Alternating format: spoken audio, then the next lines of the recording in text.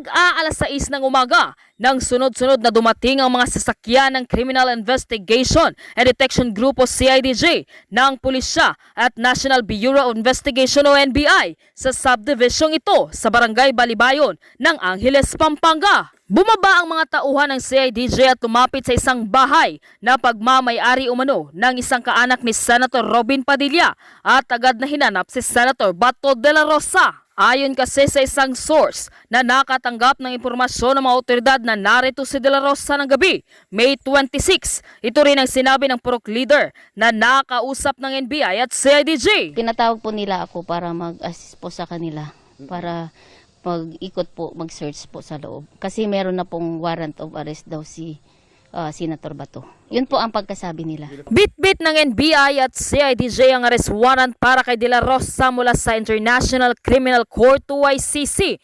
Sinamahan naman sila ng Purok Leader na may access sa bahay ang mga taga-CIDG, kabilang sa kusina, pati ang silid na may kama. Pero bigong matagpuan rito si De La Rosa. Ito, pinuntahan? Yes, sir. Kaya po nakapag-picture po sila eh. Nag-search lang po, sir. Nag-search lang po kung nandito po si Senador Bato. Sabi ko po, walang bato talaga po dito na nakatira.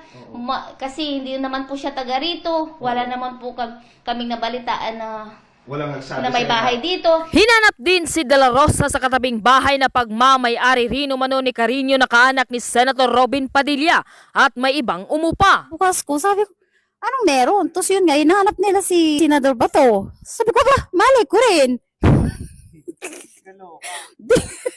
Hinanap rin umano si Carino na kaanak ni Senator Robin Padilla at ang itim na pick-up na namataan umano sa Senado noong araw na umalis si Senator Bato de la Rosa. Tinanong ko po, bakit po hinahanap nila yung pick-up na nakapangalan sa Virgilio Carino.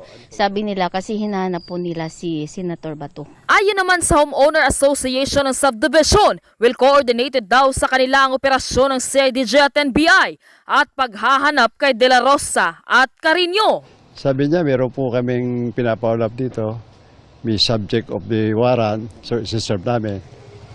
Mga taga-CIDG kami at taga-NBI. Uncle ni Senator Padilla si Sir Carino. Mahigit isang oras lang sa subdivision ng NBI at CIDG base sa time stop ng CCTV. Pero bukod dito ay kasabay ring hinanap si De La Rosa sa Parañaque at Bulacan. Ayon sa hepe ng CIDG katuwang ang NBI. Po talagang mga identified areas na according to mga reports sa amin na nandun doon si Senator Bato. Wala pa naman po talagang nag-positive doon sa mga lugar natin pinuntahan. Sa kabila niyan, natukoy umano nila ang mga posibleng koneksyon ni De La Rosa, tulad halimbawa ang ginalugad na bahay sa Pampanga. Parang kamag-anak ko yata ni Senador Robin Padilla yung pinuntahan niyo pong isa sa mga bahay? Tama po yun dahil doon po sa identification ng mga sasakyan na lumabas po na yung sasakyan ay present po during dun po sa time na nawala po si Senator Padilla po, si Senator Bato de la Rosa. Sa isang online post naman ay humingi ng pasensya ang asawa ni Senator Bato de la Rosa sa mga kaibigan, kamag-anak o kakilala na baka aniya sunod na pasukin at sabihan na hindi na kailangan ng isang search warrant. Hindi nila gustong madamay sila pero inaalerto lang silang lahat.